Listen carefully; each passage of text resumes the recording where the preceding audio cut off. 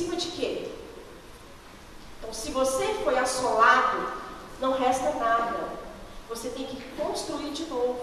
Não tem como você restaurar e nem renovar. Você tem que edificar, pegar da base, fazer as sapatas, fazer toda uma estrutura para construir. Porque você foi assolado. E se você precisa de ser renovado, porque você foi o quê? Destruído. Mas quando a gente destrói essa parede, a gente não destrói tudo. A gente destrói só um pedaço. Então a gente precisa o quê? Restaurar. Eu vou restaurar essa parede, que ela foi ali destruída no pedaço dela. Então a gente vai restaurar a nossa vida. Mas e quando eu sou arruinada? Quando eu sou arruinada, qual é o sentimento que vem quando você diz assim, você foi arruinado? Você teve um momento que você, vamos dizer assim, fracassou. Você não conseguiu. E aí a Bíblia diz no versículo de Isaías que a gente vai o quê? Renovar. Então pega fôlego, renova. Deu para perceber o que nós temos que fazer? E aí, eu quero ir para um outro item que eu quero abordar junto da libertação, que você passando por essas 3 fases e identificando isso na sua vida, o que eu fui? Arruinada, destruída ou assolada? A minha geração passada fez o quê, Tio? Ou eu estou fazendo o quê para a minha geração futura? Eu preciso de ter maturidade. E para eu ter isso tudo da minha vida, eu preciso de um planejamento. Eu preciso planejar, eu preciso ter uma visão de onde eu quero chegar, para onde eu vou. Por isso que eu falei com vocês antes, vocês têm que estar edificando, renovando e restaurando. Porque tudo isso é a base. Você traz uma estratégia para chegar no seu resultado final. E aí, para você alcançar isso tudo, você vai ter que ter maturidade. E como que é ser maduro? É ser mais velho, Fê? Não, não é ser mais velho.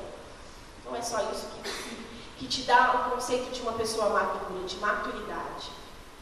Para você ser uma pessoa madura, muitas pessoas pensam que é porque eu atingi, né, a maioridade, é porque eu sou independente, mas na verdade, quando a pessoa ela é independente, ela não é madura.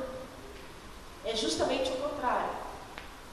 Então, para ser maduro, a palavra mais próxima na Bíblia de maturidade é irrepreensível. Então, quando você é irrepreensível, não que você não erre, muito pelo contrário, que você reconheça onde você errou e que você reconhece que deve ser chamado a atenção, que você aceita a correção sobre a sua vida, que você aceita a disciplina sobre a sua vida. Isso tudo te ajuda a se libertar de distorções que você tem na sua mente, de distorções que você tem vivido ao longo da sua vida. E até hoje, apesar de ser uma pessoa filho de Deus, você ainda não consegue avançar. E aí, hoje os estudos mostram que a maioria dos homens, não de mulheres, mas dos homens, em média, aos 45 anos, é que ele alcança a maturidade. Até lá, ele é um playboy, ou ele não sabe o que fazer, ou ele deixa por conta da mamãe, ou ele deixa por conta do papai, ou ele pensa e não sai do lugar. Né? Gente, não olhe para o Adeilson, vai ferir o Adeilson. Ele que falou isso. Então, maturidade é uma pessoa que sabe se mover no seu espaço, é uma pessoa que sabe ser corrigida. A pessoa madura é uma pessoa que ela sabe se converter. Ela sabe a hora de ceder, a hora de ouvir, a hora de falar. Isso é uma pessoa madura. Né? Então, o que eu quero trazer para vocês é que lá em Provérbios 13, 24, diz assim: quem se nega a castigar o seu filho não o ama. Quem o ama não hesita em discipliná-lo. Lá em Salmo 94, ele diz assim: como é feliz o homem a quem Deus disciplina, aquele a quem ensina as tuas leis. E aí a gente chega numa parte aqui em que a gente vê o que? Deus disciplinando. Deus está disciplinando e você está aceitando, você é uma pessoa madura. Deus está disciplinando e você não está recebendo, você está imaturo. Então você precisa crescer, você precisa se tornar um fruto bom, né? Para dar outros frutos. Ainda que esse fruto da sua árvore caia podre no seu pé, esse fruto ele tem que servir de adubo. Ele vai adubar a terra e você vai produzir outras coisas. Ou seja, os seus erros, você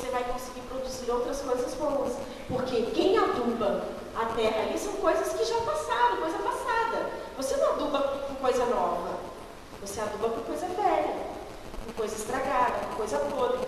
Então a árvore é tão sábia que ela produz a partir daquilo que ela estraga.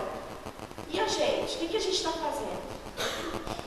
Né? Então, chegando num ponto desse, a gente imagina o quê? Isso tem a ver com paternidade, porque se Deus disciplina quem Ele ama, está dizendo o quê? Que aquele que é o nosso pai está me disciplinando e está dizendo que se Ele me disciplina porque Ele me ama. Se Ele não está me disciplinando porque Ele não me ama. Esse é o raciocínio que a gente faz. Então a gente está vendo o que aqui? Paternidade.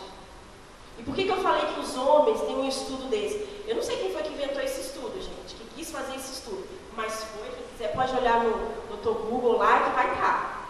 45 anos é a idade média que o homem chega para ficar maduro. Hoje, antigamente não era assim. E por que ele está chegando nesse ponto? Porque Deus, lá em Gênesis, Ele tirou nós de vocês. Então, se há algo em mim errado, é porque alguém que me fez, de que eu fui tirada dele, não está bem. Porque se a mulher é tirada de você, homem, e você reclama da sua esposa, o que você vê com isso? Se a sua esposa não vai bem, é porque você, homem, não está fazendo as coisas direito. Né? E a mulher, o que acontece com a mulher? Ah, mas a mulher quer ser independente. Tem dois tipos de mulher. Por exemplo, se eu sou uma mulher que meu marido é imaturo e não pega as coisas para fazer, que é de ferramenta que Deus deu para ele, quem que vai ter que fazer? A mulher. E aí lá vai Fernanda com a mão no batente para fazer o que não era para eu fazer. Aí eu faço o quê? Coloco meu marido em outra posição. Mas na verdade quem colocou foi ele, quando saiu de casa e deixou eu com os meus filhos. Ele, quando saiu de casa e não pensou que ia dar o que comer para o meu filho. Ou quando ele ainda está dentro de casa e não dá o que comer.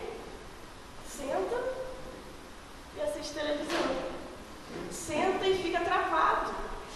Senta e não consegue sair do lugar. Nem para lavar o copo que bebe água, porque depois do serviço ela ainda chega e ainda tem que lavar a louça. Não estou aqui fazendo campanha para as mulheres, não. Mas eu estou falando porque eu atendo pessoas. E a maior reclamação das mulheres é que eu tenho que fazer isso, eu tenho que fazer aquilo, eu tenho que fazer aquilo. E eu estou pronta para a parte sexual, mas o meu marido não está. Olha a reclamação de hoje, de que os homens não estão prontos para a parte sexual. Eles estão cansados. Essa é o que eu mais ouço, atendendo pessoas. E atendendo como profissional também, porque chegam pessoas querendo já o divórcio, porque não suportam mais esse tipo de coisa. É melhor viver sozinha do que eu ter que carregar 3 filhos e mais um mais velho, que é o meu marido. Né? Então, eu não tive um exemplo desse na minha casa. Meu pai, graças a Deus, sempre foi pai. Meus irmãos também são pais, porque eles viram o pai dentro de casa. Então, os meus filhos, os meus sobrinhos, eu vejo que eles assumem a postura, porque isso vem de geração em geração. Eu sou de uma família que a minha avó, dia 9 de outubro, vai fazer 103 anos, sem nenhum problema de saúde. E com as cores lindas. Ela tem um pouquinho de ruga aqui. Então, a minha família vive muitos anos, e ela vai fazer 103 sem ter perdido um filho, sem ter um problema de saúde sério. Ela só não enxerga bem e ouve bem. Mas isso, gente, é desgaste. É demais também da gente exigir isso, né? Mas ouve e faz as coisas todinho que a gente faz. Então, isso tudo é o que a gente constrói. E libertação, gente, não é só você chegar e você conhecer os nomes dos demônios, os nomes das esquinas por aí que tem terreiros de macumba. Você precisa saber de você, da sua família, o seu histórico, para daí você partir. Se tem um demônio desse, é fácil de desfazer dele. Vamos embora em nome de Jesus. Larga a mão do que não presta, mas o que fica na sua mente, isso sim precisa de libertação, uma libertação consciente. Libertar é ter consciência daquilo que é pecado, daquilo que a lei diz que não pode fazer. Eu ouço muitas pessoas falando assim, maldição. Se tem que fazer libertação, tem que quebrar a maldição. Mas como é que você vai quebrar a maldição? Eu vejo que eles têm a impressão de dizer, a intenção de dizer assim, eu vou quebrar a maldição, quando eu chego assim, eu quebro a maldição em nome de Jesus. Você vai para casa. Tá tudo certo? Não é que o nome de Jesus não tem poder, tem muito poder. Aliás, só há poder no nome de Jesus, autoridade no nome de Jesus. E poder no sangue de Jesus. Não é isso que eu quero dizer. O que eu quero dizer é que se você não se libertar verdadeiramente, realmente adorar o Senhor, mudar de comportamento, ter consciência do que é aquilo, você não vai conseguir sair do lugar. Ainda que quebre. Por quê? Sabe o que é maldição? É purificar por sofrimento. E por que existe a maldição? Todo mundo fala, isso, maldição, isso é ruim. Não é não. Sabe por que maldição não é ruim? Porque a maldição é igual a dor. Vocês já sentiram dor de barriga? Quantos já sentiram dor de barriga? Dor de cabeça? Ou tá com enxaqueca, ou comeu alguma coisa que fez mal, não é isso? E se eu estou com febre, espera 3 dias. Se for 3 dias, você precisa levar o menino no médico, porque vai passar uma virose. Se passar de 3 dias é perigoso, aí você tem que levar o menino no colégio, né? No médico, não é isso? Quem é mãe aqui sabe disso. Que a gente age assim com os filhos, dá um remedinho, passa, mas é um paliativo. Você precisa de buscar um tratamento para o menino para saber o que é. Vamos pesquisar. Aí o que o médico faz? Pesquisa, faz exame, radiografia, vê o pulmão, vê a face para ver se tem sinusite. Aí chega no diagnóstico, sinusite, dor de cabeça. E a dor de barriga? Uma gastroenterite, ou algo que você comeu estragado. Viram que não tem segredo. É o nosso dia a dia, a nossa vida espiritual. Então, quando eu tenho maldição, eu tenho que purificar para o sofrimento. Quando eu digo que a maldição é igual a dor, porque a maldição, ela está numa lei. Quando a lei diz, não faça isso, e você fez, então você vai receber uma pena. Essa pena é o quê? A maldição. Você vai levar a consequência disso. E às vezes você não recebe, mas o seu filho recebe. Ou às vezes você está recebendo, eu conheci hoje uma mulher que ela disse, Fê, preciso falar. A minha avó foi mãe solteira, a minha mãe foi mãe solteira, e meu marido acabou de não quer casar comigo, não quer assumir, e foi embora. Eu não quero mais viver assim, não quero que isso passe para o filho que está dentro da minha barriga. E aí ela falou assim, quebra essa maldição, ora agora. Eu falei, mas não existe oração mágica não. Ainda até glorifiquei a Deus, falei assim, nossa, logo hoje que eu vou falar sobre isso, ela veio, já estava treinando ali, né? Eu falei, não existe oração mágica, não existe nada. Você tem que orar, você tem que expulsar, você tem que repreender, você tem que buscar, jejuar, mas você precisa decidir fazer diferente. Por que você foi fazer o sexo fora do casamento? Engravidou, seu marido foi embora. Então, olha só, não existe maldição sem causa. Por mais que minha família vinha fazendo, mas eu decidi transar fora do casamento. E aí? Não é verdade? E aí, toda maldição, ela é uma bênção. Por quê? Partindo do ponto da natureza dela. Ela vai fazer o quê com você? Ela vai te identificar. Epa, tem maldição na minha família. Vou olhar para trás e vou ver o que eu fiz ou o que minha família fez.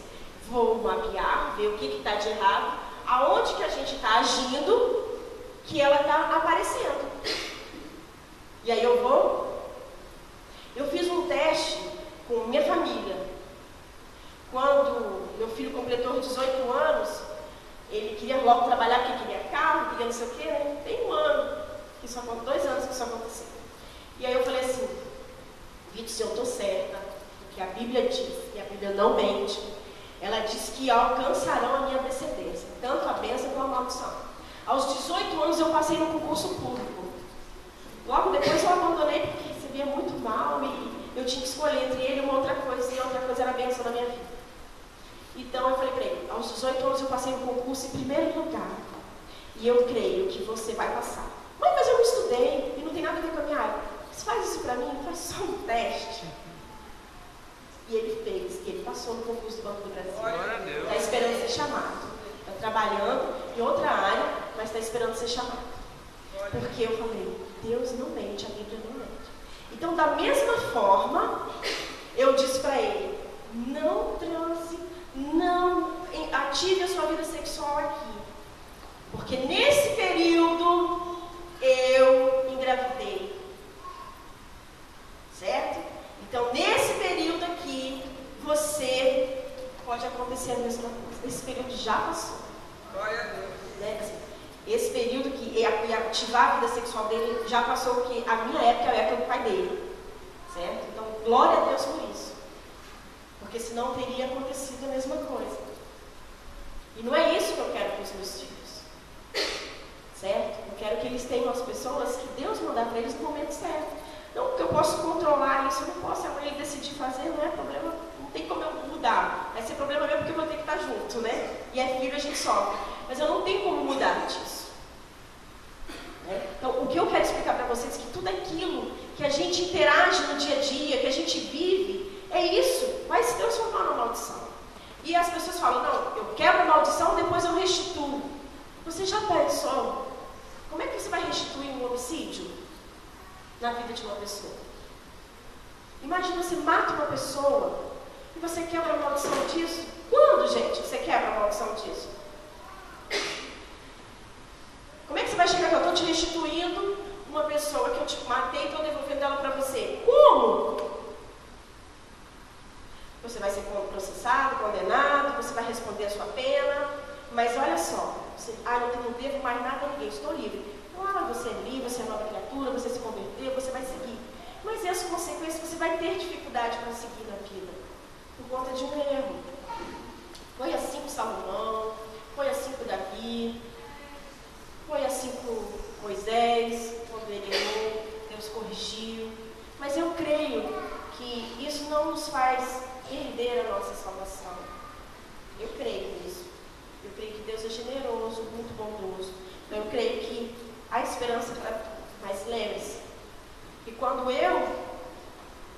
Deus perdoa, filho, o tempo de ignorância, eu cresci ouvindo isso. Não se preocupa não que Deus perdoa o tempo da sua ignorância quando você não sabia disso.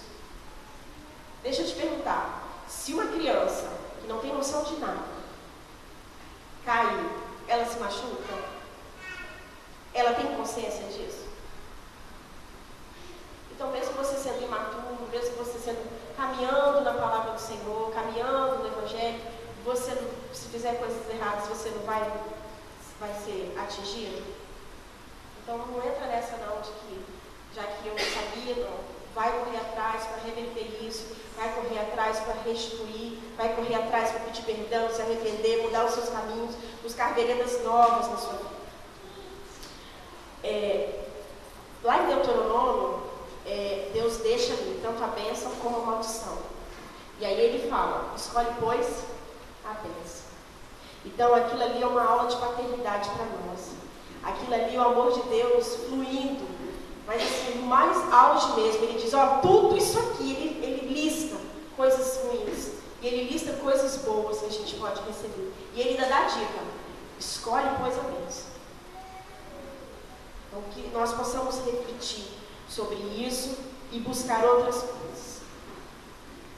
E aí eu quero trazer para vocês um lado do meu testemunho que eu nunca contei, mas que encaixa aqui, que é um lado que não tinha a ver com a questão de cura, por isso nunca contei na igreja, nunca contei, acho que no Reviva também não.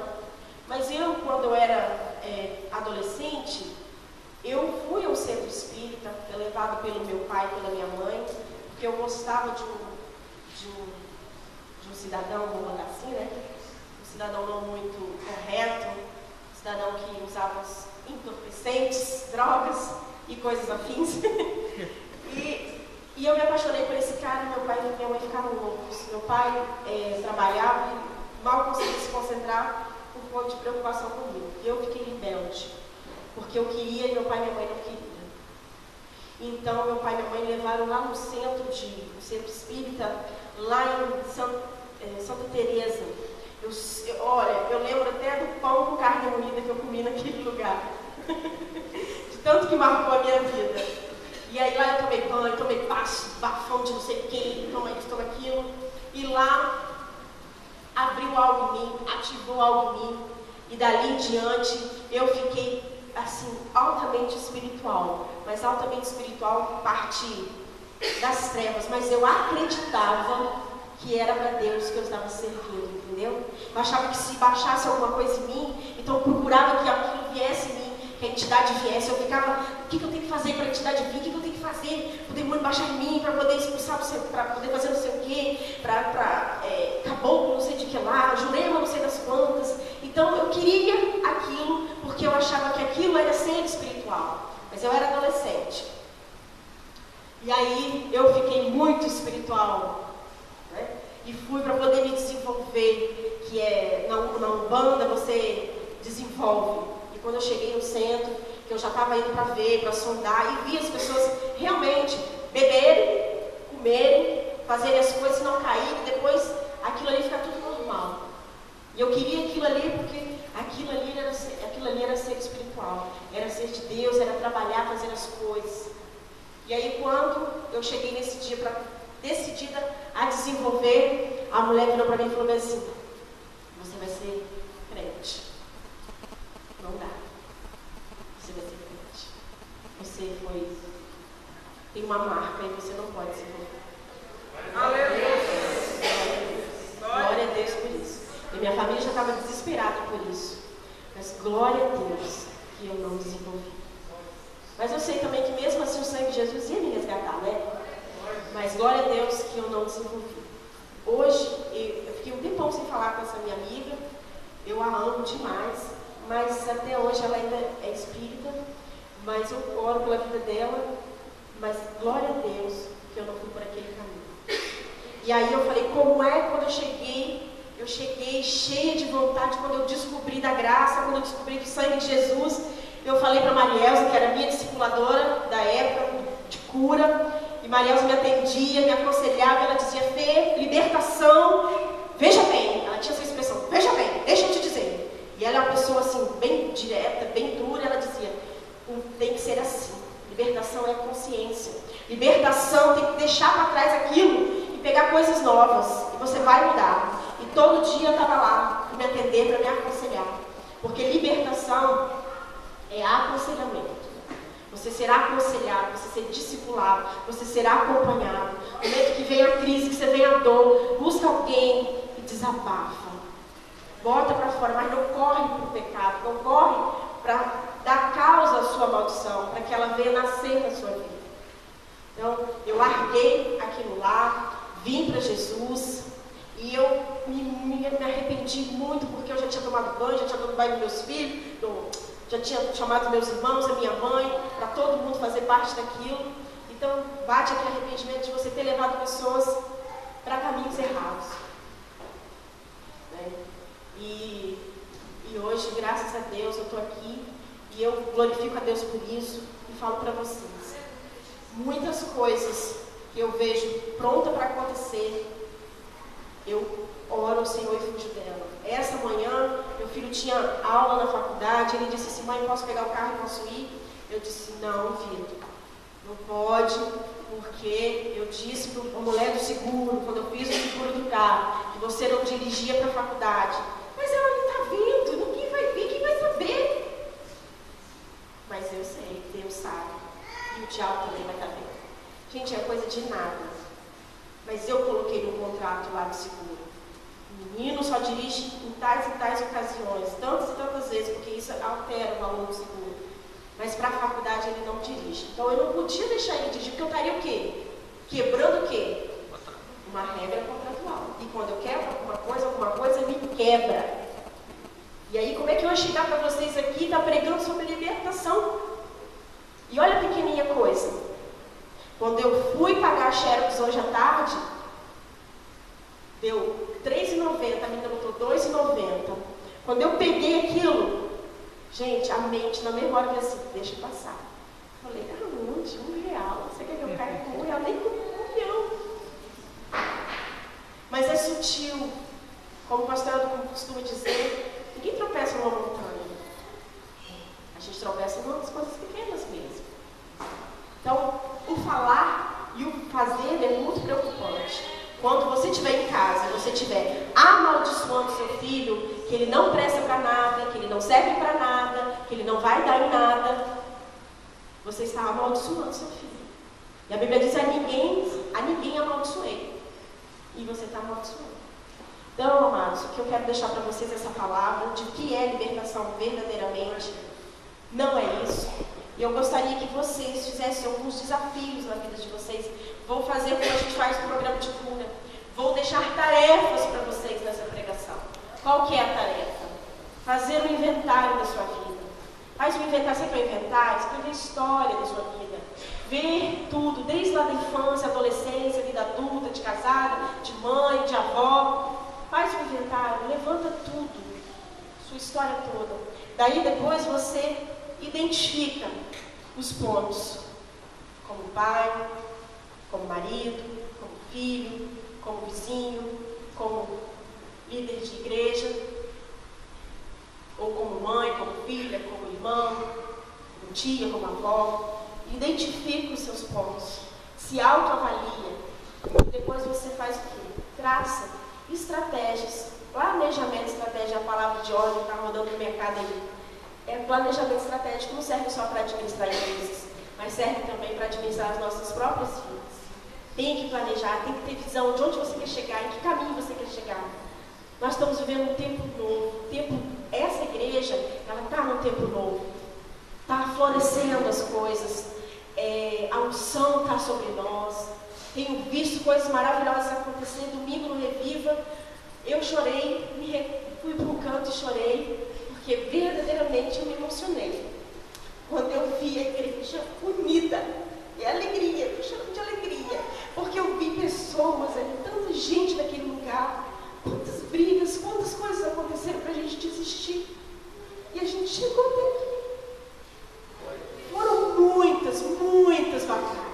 Tinha dia que eu tenho certeza que eu olhava para o pastor e achei que ele não ia continuar. Eu achei que ele ia pegar as coisas dele e ir embora. Mas glória a Deus, porque a gente chegou até aqui, para a honra e glória do Senhor. Então agora é o momento da gente não esquecer. É o momento da gente lembrar o que eu ainda preciso me libertar. Aonde eu preciso edificar, aonde eu preciso renovar, aonde eu preciso restaurar. O que está assolado, o que está arruinado, o que está destruído. E não é só comigo. Se meu irmão está assim e eu não, então deixa eu ajudar o meu irmão. Não tem outra palavra a não ser unidade. Não existe outra coisa, só unidade. Não deixa o diabo roubar isso de vocês. Não deixa o diabo entrar na família de vocês. Não deixa o diabo tomar de vocês a bênção que você recebeu. Não só no Reviva no final de semana, mas quem estava aqui no domingo à noite, que eu sei que foi uma bênção. Por quê? Porque Deus tem feito desta igreja verdadeiramente uma bênção para este bairro, para as pessoas deste lugar. Eu vejo eu atendo muitas pessoas e a maioria eu vejo muitas maldições. Mas eu vejo que as pessoas também não querem quebrar. Ou melhor, largar. Eu vejo também que as pessoas decidem ficar estacionadas. Muitas vezes Deus fala, eu tenho que falar, e Deus fala assim: não, você não vai falar nada. Você vai ficar calado. Porque a pessoa precisa o quê? Aprender. Precisa ter consciência. Ela precisa ter experiência dela com Deus, assim como eu tive com a minha, que eu contei para vocês. As desordens nas nossas vidas espirituais e emocionais trazem coisas que talvez não dê tempo da gente corrigir antes de Jesus voltar. Então, não espere o amanhã. Viva só o hoje. O amanhã é de Deus. O dia mau é hoje. Então, é hoje que você precisa viver, consertar. Ele sabe o que você está plantando. Amém? Vamos ficar de pé.